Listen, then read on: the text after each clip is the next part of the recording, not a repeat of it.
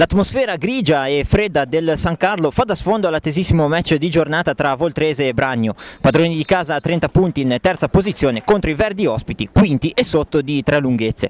Primo tempo avaro di emozioni, squadre bloccate, nessuna occasione da gol degna di essere chiamata tale. Dopo 20 minuti, a seguito del piazzato di Cardillo, Mori ha la palla per battere a rete ma Ognjanovic si immola e ribatte la conclusione dell'attaccante voltrese. La risposta degli ospiti sta tutta in questa conclusione di Solari direttamente da calcio piazzato, controllata a vista da Ivaldi.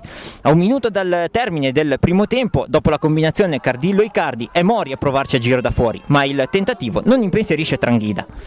Grazie all'aiuto di Daniele Orlandi andiamo alla ripresa dove non cambia l'andamento del match. Ancora squadre che giocano per lo più nella zona nevralgica del campo senza però creare occasioni da gol.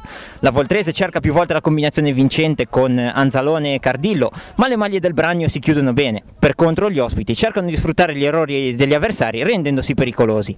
Anzalone al 26esimo chiude troppo il diagonale col destro e 3 minuti più tardi gli ospiti avrebbero la ghiotta occasione per freddare il San Carlo. Didone e Virzi non si intendono. Laurenza si presenta tu per tu con Ivaldi, ma deraglia al momento di battere a rete, favorisce l'uscita del numero 1. Anzalone non si dà per vinto, il pari gli sta stretto e diventa il protagonista della ripresa, guadagnandosi la palma del migliore in campo. L'ex Genoa Siligato, entrato per un deludente Cardillo, lo serve magistralmente, ma la sua volée mancina termina a lato. In una giornata dove trionfa solamente il gelo, Voltrese e Bragno danno vita ad un pareggio davvero avaro di emozioni. Le due squadre continuano la loro corsa verso i quartieri alti della classifica.